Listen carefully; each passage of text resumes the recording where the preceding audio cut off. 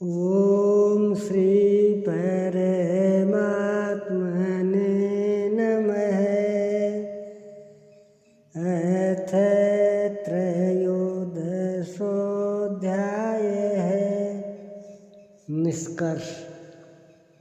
गीता के आरंभ में धर्म क्षेत्र कुरुक्षेत्र का नाम तो लिया गया, किंतु वह क्षेत्र वस्तुतः है कहाँ? वह स्थल बताना शेष था, जिसे स्वयं शास्त्रकार ने प्रस्तुत अध्याय में स्पष्ट किया।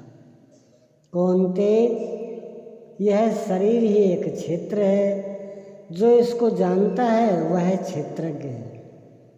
वह इसमें फंसा नहीं बल्कि निर्लेप है, इसका संचालक है। अर्जुन, संपूर्ण क्षेत्रों में मैं भी क्षेत्रज्ञ हूँ। अन्य महापुरुषों से अपनी तुलना की। इससे स्पष्ट है कि श्री कृष्ण भी एक योगी थे, क्योंकि जो जानता है वह क्षेत्रज्ञ है। ऐसा महापुरुषों ने कहा है। मैं भी क्षेत्रज्ञ हूँ, अर्थात अन्य महापुरुषों की तरह मैं भी हूँ। उन्होंने क्षेत्र जैसा है जिन विकारों वाला है तथा क्षेत्रज्ञ जिन प्रभावों वाला है उस पर प्रकाश डाला। मैं ही कहता हूँ, ऐसी बात नहीं है। महर्षि ने भी यही कहा है। वेद के छंदों में भी उसी को विभाजित करके दर्शाया गया है। ब्रह्मसूत्र में भी वही मिलता है। शरीर अर्थात जो क्षेत्र है, क्या इतना ही है जितना दिखाई देता है? इसके होने के पीछे जिनका बहुत बड़ा हाथ है, उन्हें गिनाते हुए बताया कि अष्टधा मूल प्रकृति, अव्यक्त प्रकृति, 10 इंद्रियां और मन, इंद्रियों के 5 विषय, आशा, तृष्णा और वासना। इस प्रकार इन विकारों का सामूहिक मिश्रण यह शरीर है। जब तक ये रहेंगे तब तक शरीर किसी न किसी रूप में रहेगा ही। यह क्षेत्र है जिसमें बोया भला बुरा बीज संस्कार रूप में उगता है। जो इसका पार पा लेता है वह क्षेत्रज्ञ है। क्षेत्रज्ञ का स्वरूप बताते हुए उन्होंने ईश्वरीय गुण धर्मों पर प्रकाश डाला और कहा कि क्षेत्रज्ञ इस क्षेत्र का प्रकाशक है। उन्होंने बताया कि साधना की पूर्ति काल में परम तत्व परमात्मा का प्रत्यक्ष दर्शन ही ज्ञान है। ज्ञान का अर्थ है साक्षात्कार। इसके अतिरिक्त जो कुछ भी है अज्ञान है। जानने योग्य वस्तु है पर ब्रह्म। वह न सत है न असत, इन दोनों से परे है। उसे जानने के लिए लोग हृदय में ध्यान करते हैं, बाहर मूर्ति रखकर नहीं।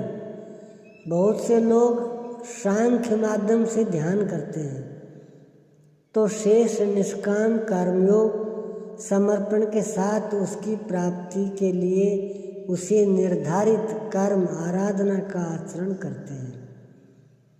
जो उसकी विधि नहीं जानते वे तत्व स्थित महापुरुष के द्वारा सुनकर आचरण करते हैं।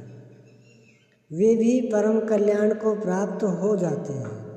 अतः कुछ भी समझ में न आए तो उसके ज्ञाता महापुरुष का सत्संग आवश्यक है।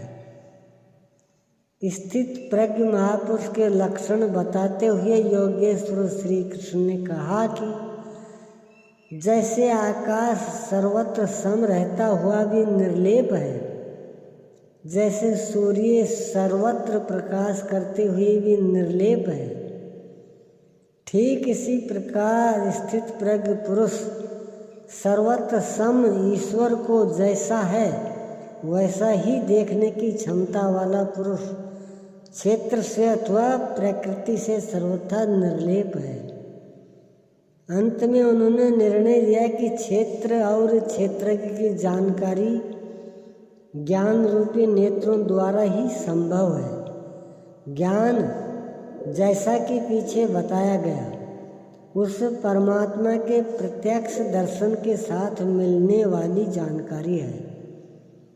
शास्त्रों को बहुत रटकर दोहराना ज्ञान नहीं, बल्कि अध्ययन तथा महापुरुष से उस कर्म को समझकर उस कर्म पर चलकर मन सहित इंद्रियों के निरोध और उस निरोध के भी विलय काल में परम तत्व को देखने के साथ जो अनुभूति होती है, उसी अनुभूति का नाम ज्ञान है।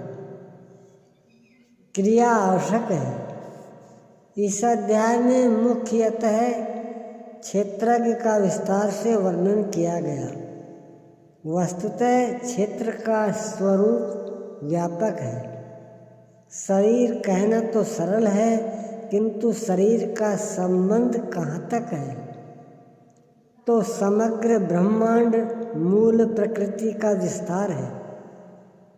अनंत अंतरिक्षों तक आपके शरीर का विस्तार है। उनसे आपका जीवन ऊर्जस्वी है।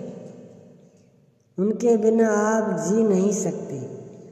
यह भूमंडल, विश्व, जगत, देश, प्रदेश और आपका यह दिखाई देने वाला शरीर उस प्रकृति का एक टुकड़ा भी नहीं है।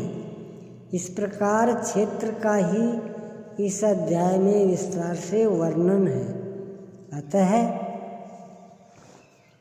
ओम तत्सदिति श्रीमद्भगवद्गीतासु उपनिषत्सु ब्रह्म विद्यायां योगशास्त्रे श्रीकृष्णार्जुन संवादे क्षेत्र क्षेत्रज्ञ विभाग योगो नाम त्रयोदशोऽध्याय है।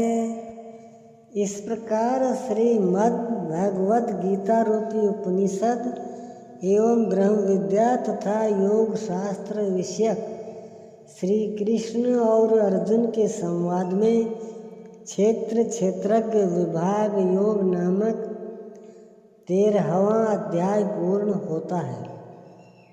इति श्रीमत्परमहंस परमानंदस्य शिष्ये स्वामी अडगडानंद कृते श्रीमद्भगवद्गीतायाः यथार्थ गीता भाष्ये क्षेत्र क्षेत्रज्ञ विभाग योगो नाम त्रयोदशोऽध्याय है।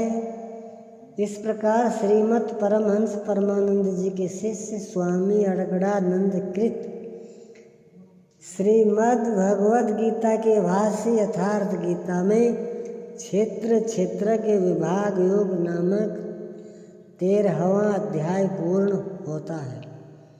हरि ओम तत्सत्। ओम श्री सद्गुरुदेव भगवान